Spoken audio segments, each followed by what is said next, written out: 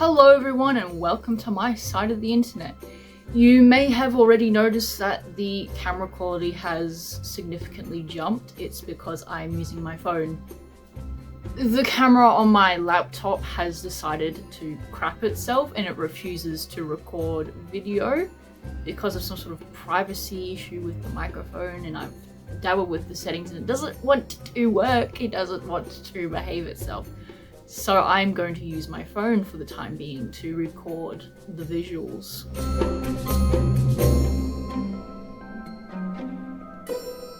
The Stanley Parable began as a Half-Life 2 mod in 2011. It was created by Davey Reedon, and it quickly gained recognition for its unique approach to storytelling and its innovative use of the video game medium.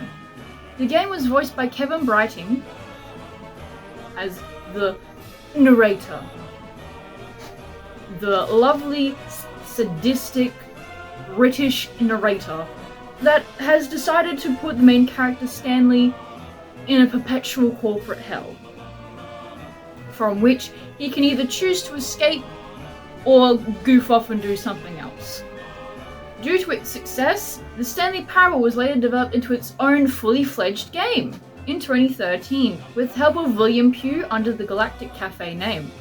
It expanded on the original concept, and it introduced new branching narratives within the game, and it deepened the game's meta commentary on player choice and game design, and the game itself got a really good graphical update instead of just reusing Half-Life 2 assets. And then fast forward to 2022, when we have the Stanley Parable Ultra Deluxe. It's a remastered and expanded version of the original game. And it was my first exposure to the Stanley Parable franchise. And I had no idea what I was about to experience. On the surface, the Stanley Parable Ultra Deluxe seems like your standard remake.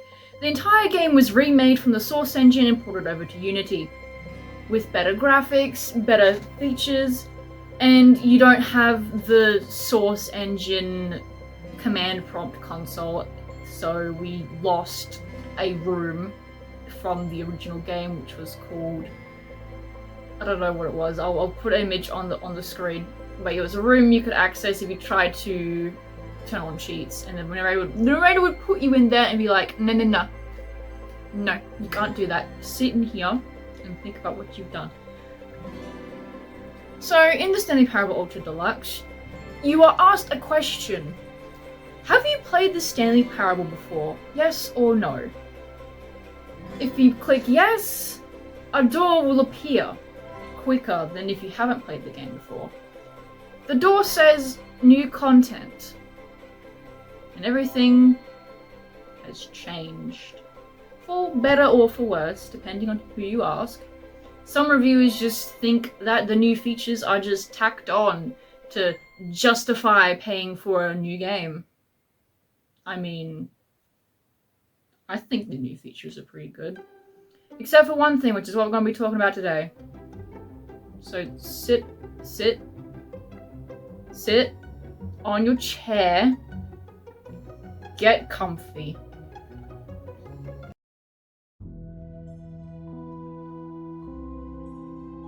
The player character Stanley is sent to an area called the Memory Zone, which contains memorabilia from the original game and the demo.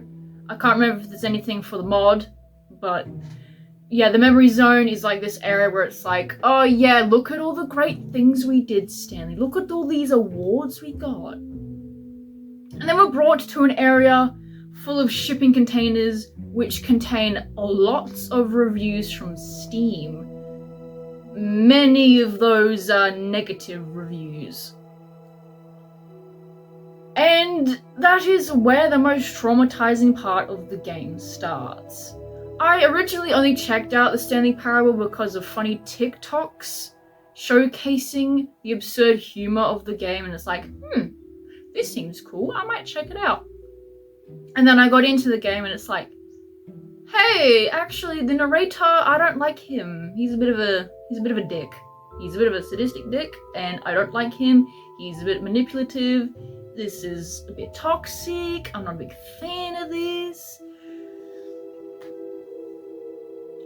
then I found myself caring about him because of this bloody ending. You know those negative reviews in the shipping containers? Well, he starts to read them. And he's like, I can do better. And in doing so, of trying to be better, he decides to create the skip button, thanks to a review that was left by someone called Cookie9. And he's like, yeah, I'm gonna make this skip button, so then you can skip my annoying dialogue. And things go really wrong when he loses control of the skip button. Stanley, and by extension the player, is locked in a room and are urged to press the new skip button. Well, I hesitated because it's like, hey man, I know what it's like to buckle under the pressure of expectations. How about we not do this? And then he's like, yeah, go ahead, do it. So I pressed the button and things started going downwards. At first, nothing seemed off. Narrator was content. He was like, oh yes, look at me. I did a thing. I created a fabulous feature.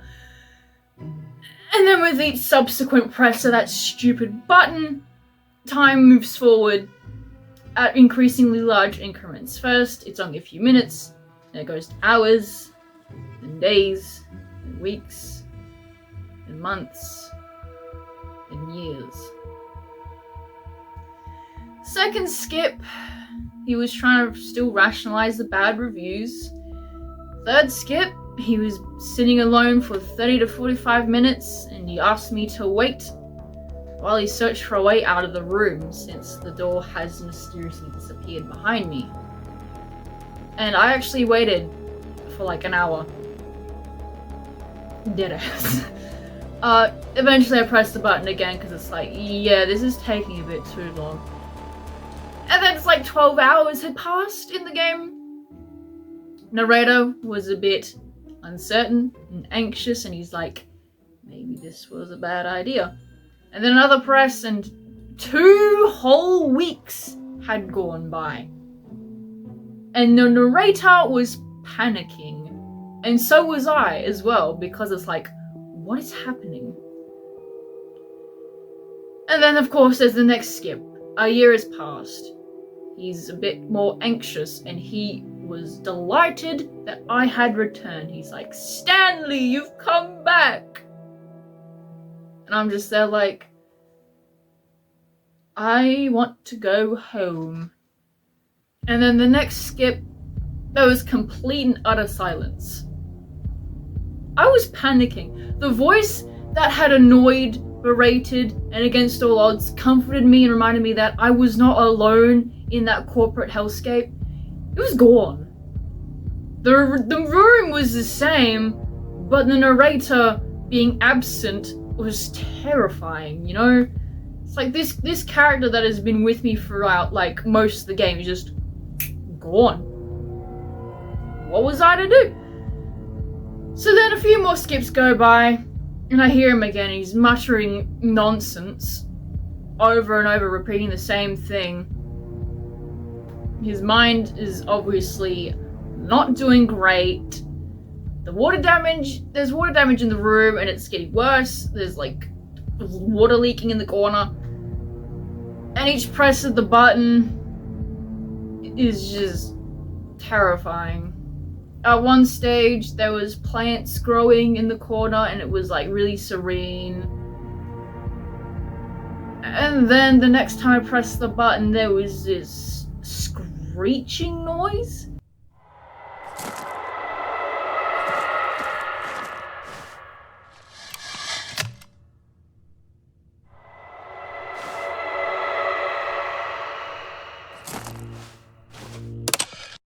That terrified me.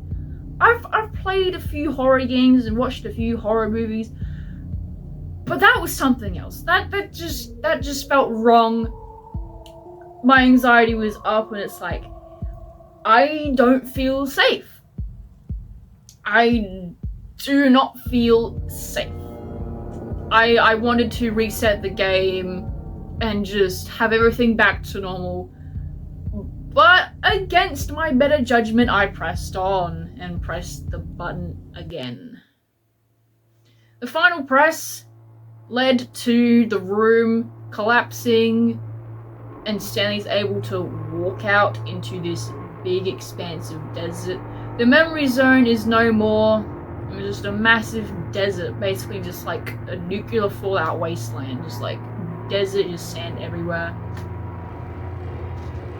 And I kind of just stood there staring at the room for a while, and melancholic music played in the background, and I just stared at this concrete structure that had contained me for I don't even know how long.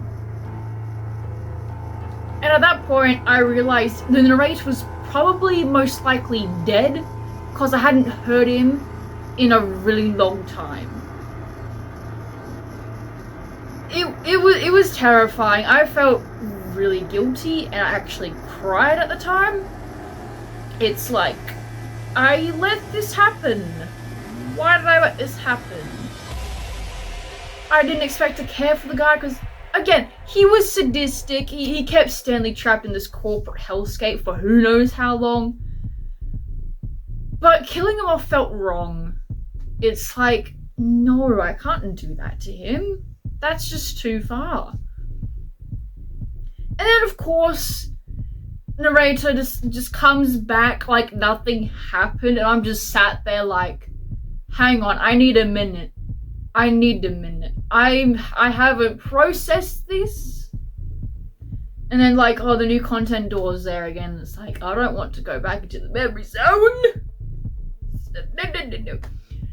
But then instead we're taken to this like area where we meet the bucket and the Stanley button, or the name button. And then there's like the infinite hole, and there's like all that fun stuff to do. And then there's a freaking epilogue. And when that bloody epilogue started up, I was in that desert again. That same wasteland that had literally traumatized me. As soon as I dropped into that desert, I had to take a moment to just calm down, because the skip button ending literally like killed, like it broke me. I was just terrified. So it's like the epilogue is after that ending, so I didn't know what to do. And then I see the bucket in the escape pod, and I grab the bucket, and it's like, hey mate, glad you're here. You actually do offer some sort of comfort. Come with me. Oh look, the memory zone's still here. I can see the building over there. Let's walk towards it. And then I find some gym buttons, name buttons. They all go gym. And then there's one that says Stanley. And I'm like, excuse me? And then I press again, it says Stanley, and it's like, huh? Because the narrator mentioned that, oh, the second time it just hits different. Well, it did. Because it's like, oh, okay, it really did say Stanley. Huh.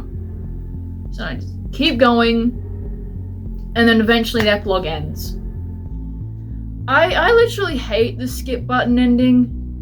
I've never felt such fear and panic in any horror game I've ever played. And I've played a few. I've played FNAF, I've played Vending Machine. I think I even dabbled in some other games. I can't remember.